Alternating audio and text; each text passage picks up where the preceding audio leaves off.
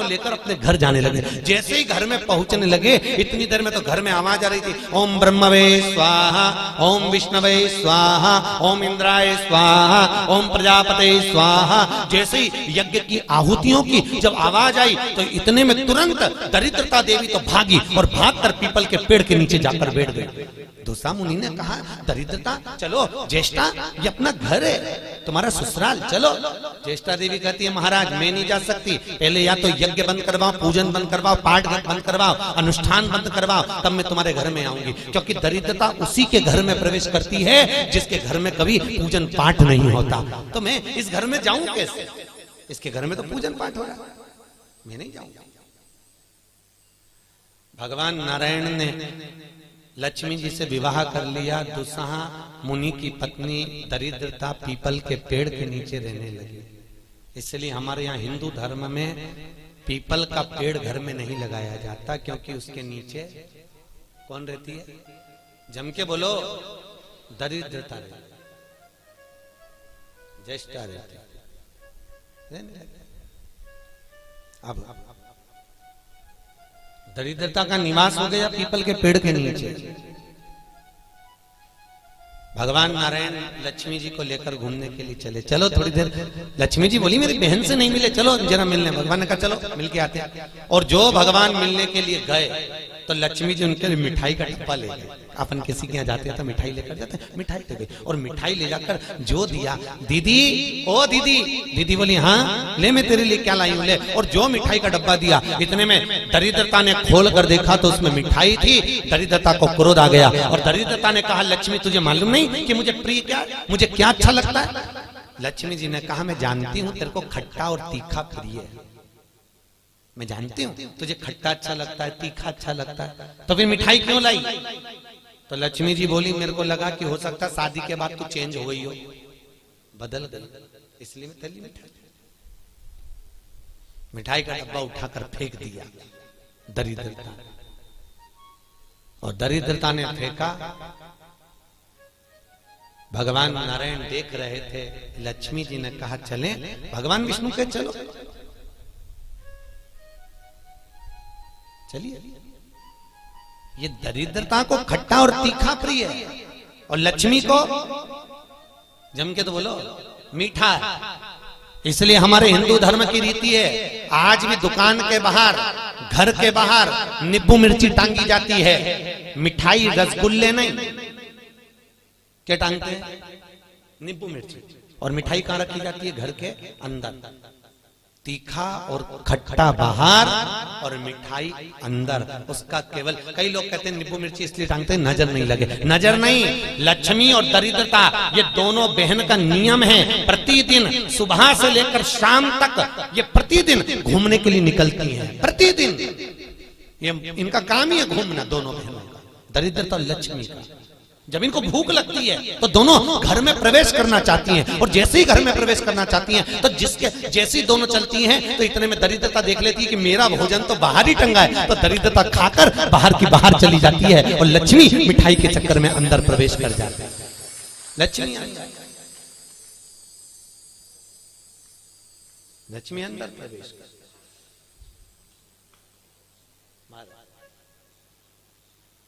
इसलिए आज भी नींबू और मिर्ची हमारे यहाँ शास्त्र रीति है महाराज, 4 चीजें बेटी की विदाई में नहीं देते। कितनी चीजें? 4। पहली झाड़ू, क्या? झाड़ू। दूसरे नंबर पर चलनी, आटा छानने की चलनी। दूसरे नंबर पर चलनी, तीसरे नंबर पर सुई, और चौथे नंबर पर अचार की बरनी। बेटी की विदाई में नहीं दी जाती। अगर ये 4 चीजें बेटी की विदाई में, माँ बाप ऐसे होते हैं कि कुछ सोचते ही नहीं है, मेरी बेटी जा रही है, रख दे अचार रख दे, तो माँ भी इतने प्रेम से अचार की बरनी भर भर के रख देती है। उनको समझाओ, जिसके घर में ये 4 चीजें मायके की चली जाती है, सुई, झाड़ू, चलनी और अचार, उसका घर फूटने में देरी नहीं लगती महाराज, याद रखिए। उसके घर में फूट डले, पति पत्नी में फूट डलेगी, सास बहू में फूट डलेगी, भाई भाई में फूट डलेगी, तो लोग कहते हैं अच्छा खासा परिवार था, जब से बहू आई तब से घर में ऐसा उपद्रव मच रहा। उपद्रव क्यों मच रहा है? उसका कारण है क्योंकि तुम उसके घर का अचार खा गए। वो बनवा के लिए ही हो, तुमने खा लिया। और अभी भी कह रहे हो हमारी बहू की माँ बहुत अच्छा अचार बनाती है, तुम मंगवा लो, जा और मंगवा लो, खा। महाराज पहले बेटी की विदाई में भेजते थे बड़ी, पापड़, और पहली विदाई में बेटी के भेजते थे बेटी के साथ में मैदे की पूड़ी, एक डलिया में कपड़े में बांधकर। उसमें ना तो नमक डलता था ना उसमें शक्कर डलती थी। क्यों? क्योंकि वो बेटी के विदाई में मैदे की पूड़ी इसलिए दी जाती थी कि हमने ये पूड़ी एकदम फीकी भेजी है, अब चाहे तुम इसमें नमक डालो चाहे इसमें शक्कर डालो, हमने तो हमारी बेटी को तुम्हें दे दिया, एकदम सीधी मैदे की पूड़ी की तरह भेजी है। अब तुम इसमें चाहे कपट भरो चाहे प्रेम भरो, तुम्हारी मर्जी, ये हमने तो दे दी। कन्यादान करे और हम फ्री, हमें कहीं हमने तो देना था, दे दे। इसलिए बेटी के साथ में मैदे की पूड़ी भेजी जाती। मैदे की क्या बोलते हैं उसको, खाजा बोलते हैं, बड़े बड़े ले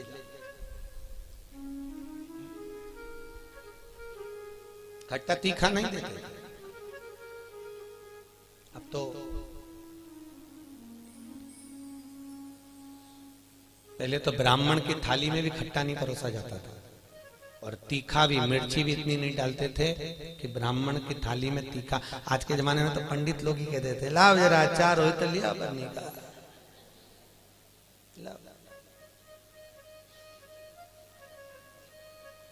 पितरों के जो देवता हैं, किनके देवता? पितरों के। पितरों के देवताओं का नाम है आर्यमा। क्या नाम है? आर्यमा।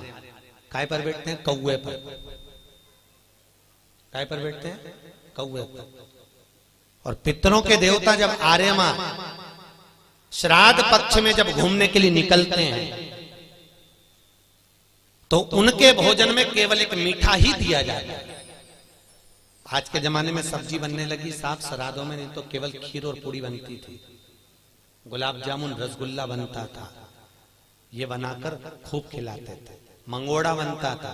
पर अब सब्जियां बनने लगी, अब तो लोग श्राद्ध में भी अचार परोस देते हैं। पर कितनी वर्ज्यता है महाराज, कितनी वर्ज्यता। श्राद्ध पक्ष में अगर राई से तुमने सब्जी को छोक दिया, काहे से छोका है? राई से। सब्जी को अगर छोक दिया और वो सब्जी और पूड़ी तुमने छत पर ले जाकर पटक दी, तुम कितना भी कौवा को बुलाना, कौवे का बाप नहीं उसको भोग लगाएगा, लगा ही नहीं सकता। कितनी भी तुम सब्जी अगर राई से छुकी है, और अगर राई बिना सब्जी है तो तुम पटक कर जाओगे, कौवा आएगा और लेकर चलेगा, बुलाने की भी जरूरत नहीं है कि तू आ और खा, तुमने पटका रुखा कर जाएगा। अरे तुमने डाला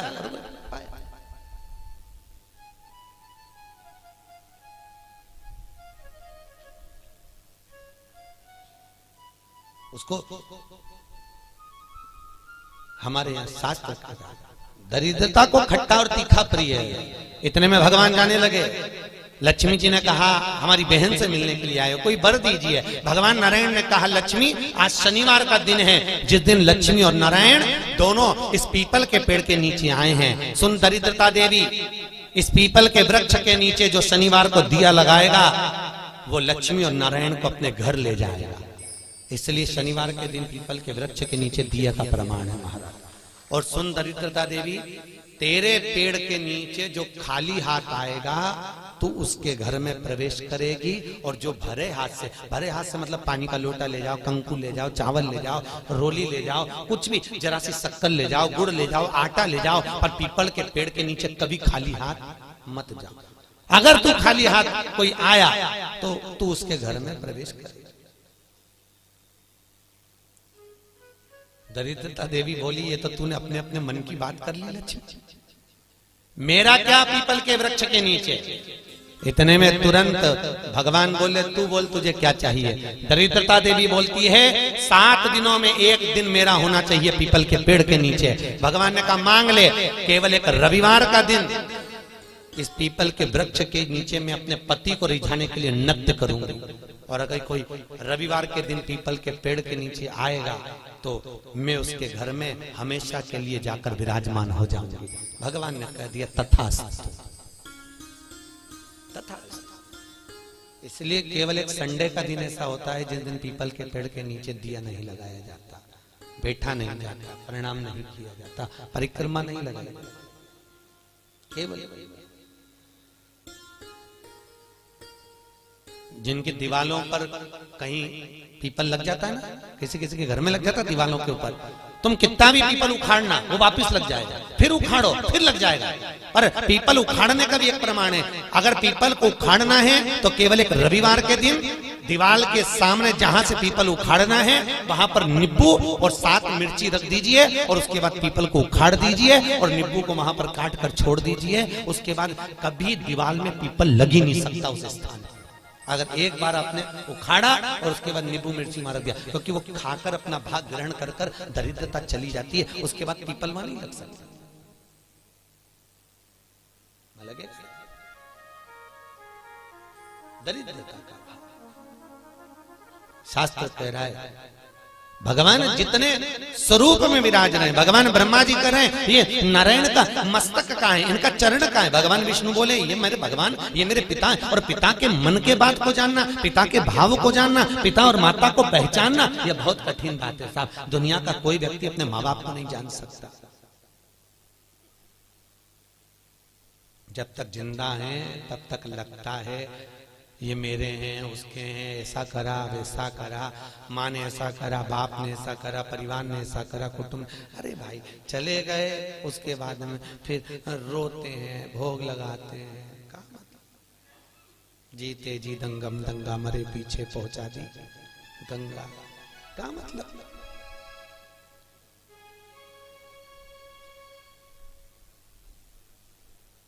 बड़ा बड़ा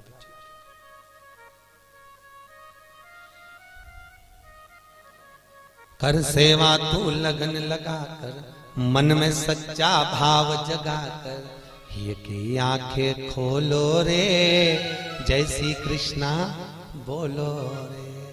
तुम मन लगाकर, चित्त लगाकर, अपने मन की वृत्ति को परमात्मा तक ले जाकर भाव से तुम परमात्मा को रिझाओ तो सही।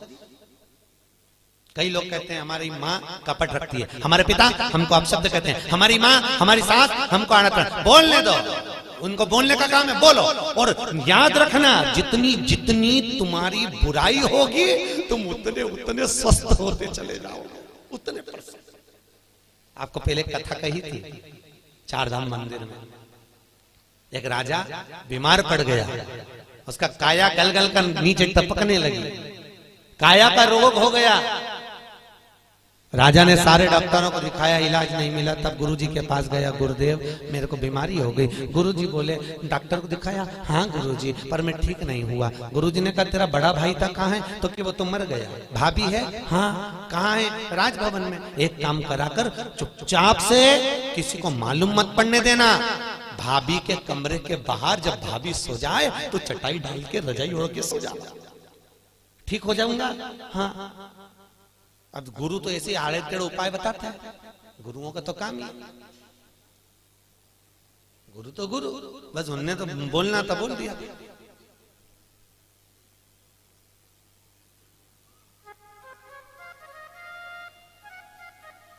तो गुरु तो गुरु।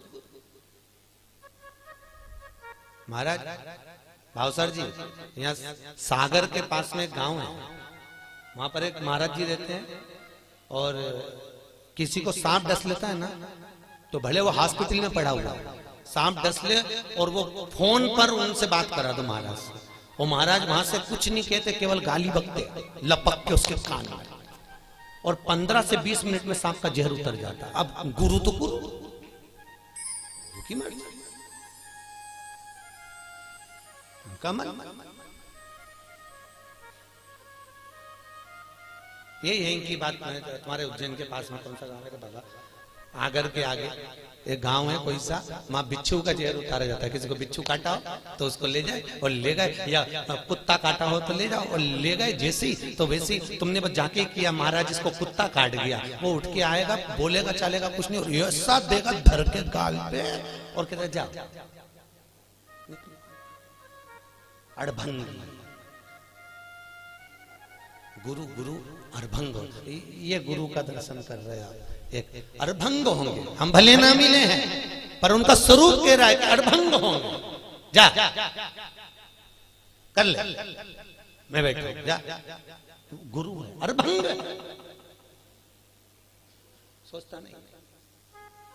गुरु केवल बता देता है जा ऐसा कर ले। वो गुरु गुरु होता है, उसके जीवन में उसने जो भजन करा होता है उसका प्रताप की पुण्यता देता है वो कि तू कर। गुरु जी ने कहा भाभी है, हाँ, उसके कमरे के बाहर जाकर चादर डाल के सो जा। गुरु जी उससे ठीक हो जाऊंगा, बिल्कुल हो जाएगा, जा तू सो जा। एक नौकरानी ने देख लिया, राजा तो भाभी के कमरे में जाके सोता, बताओ भाई मर गया तो इतना खोला राजा। उसने दूसरी नौकरानी से कहा, दूसरी तीसरी से कहा, तीसरी चौथी से कहा, पूरे नगर में बात हो गई कि राजा इतना कपटी इतना खोला कि भाभी के कमरे में जाके सोता, भाई मर गया।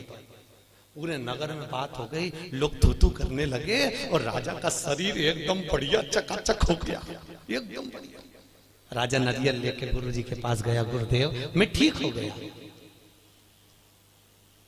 पर गुरुजी में ठीक हुआ कैसे ये तो बता दो। गुरुजी ने कहा अरे राजा तेरे पाप इतने बढ़ गए थे कि तेरे शरीर से टपक टपक के गिर रहे थे। उन पाप को समाप्त करने के लिए मैंने चारों तरफ तेरी इतनी बुराई करवाई कि तेरा पाप कट गया, और पाप कट गया तो तू ठीक हो गया। तो याद रखना, तुम देखना एक बहू और एक सास, बहू की उम्र 25 साल की रहे, 30 साल की रहे, तो कहीं उसका घुटना दुखे, कहीं कमर दुखे, कहीं पीठ दुखे, कहीं सिर दुखे, 24 घंटा बहू का कुछ ना कुछ दुखता ही रहे। और एक बूढ़ी सास 70 साल 60 साल की, तो भी मंदिर दौड़ दौड़ के चली जाए, चकाचक घूमती फिरे, ना हाथ दुखे ना पांव दुखे। तो कई बहुओं को लगे हमारी सास तो देखो गजब की साहब, 70 साल ने अभी भी महाकाल की आरती करे, ने अभी भी मंगला करे, ने अभी भी दौड़ी जाए, और अभी भी ऐसा कर ले, अभी भी वैसा कर ले। तो कारण क्या है उसका? केवल इतना सा कारण है कि बहू सास की इतनी बुराई करती तो सास चकाचक होती चली जाती, एकदम बढ़िया चक चक चक। तो निवेदन है आपसे, सास को जल्दी निपटाना है तो बुराई करना बंद कर दो, निपट जाएगा। तुम उसका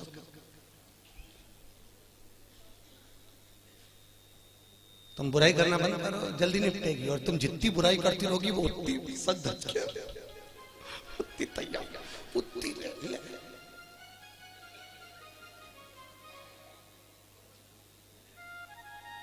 अभी हमारे भावसार परिवार में देख लो, इनकी बड़ी भाभी और एक उनकी बहू, दोनों को, अब दोनों सजी पर डोकरी है।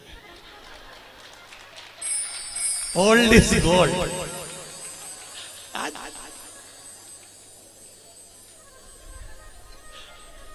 राधे ओल्ड भगवत हम समझ गए, हम सवेरे गए थे तो हमने जान लिया कि ये दवाई का असर नहीं, ये सत्संग का असर है।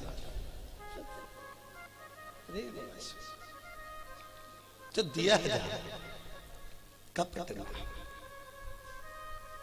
अब हों दो बुराई।